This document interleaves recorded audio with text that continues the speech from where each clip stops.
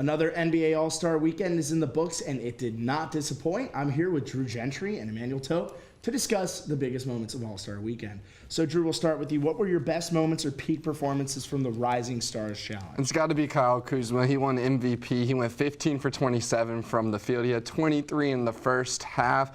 What else can you say? It's a most valuable player performance. It's definitely the star of the game. But it also proved a little something. I think he came out firing because he was on the same court as Jason Tatum, who everybody compares to him anyways. It's like Celtics core versus Lakers core. Who's better? If you can win a Rising Stars MVP, where's the backup that says he's not as good as the core? Definitely. And I think the Rising All-Star Challenge had so much star power. You talk about Kyle Kuzma, you talk about Jason Tatum. One person, though, that I'm going to pick that not a lot of people were really looking at coming into the game, Lauri Markkanen, and the big man for the Bulls. Looking at how he played, he had 21 points of 9 of 17 for shooting, 6 rebounds in 22 minutes. Let's also not forget that he was battling an ankle injury earlier this year. And so for him to have the performance that he had, the confidence that he had, had several big dunks, the windmill. Let's not forget the alley-oop from Luka Doncic. What a performance. That world team put together so beautifully. They all orchestrated so well. It's a different type of style. You can tell between American, the USA team,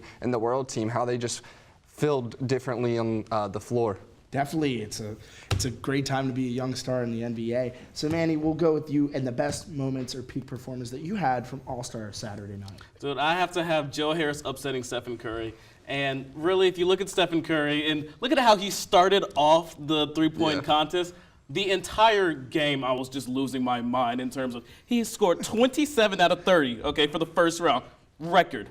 10 straight threes in the first round, 9 straight threes in the second round. Stephen Curry went off. He still lost, though, because Joe Harris had an outstanding performance, upset Stephen Curry, one of the best shooters of our generation. Amazing. Not just our generation, of all time. I was blown away by it personally. What about you? I was blown away by that as well. You never really expect a big man to beat Stephen Curry in the three-point contest, but mine was Dennis Smith Jr., at the dunk contest when him and J. Cole teamed up. I thought that was a big moment, not just for the sport and to show that rappers and all these athletes are starting to come hand in hand, but it showed more for North Carolina. They're both from Fayetteville. He wore his jersey during the dunk he dunked over him. It just showed a lot, and especially followed after the halftime performance at the All-Star game itself. It was a big moment, not just for sports, but for North Carolina. So, Drew, we're going to wrap this up here with the best moment you had from the All-Star game itself.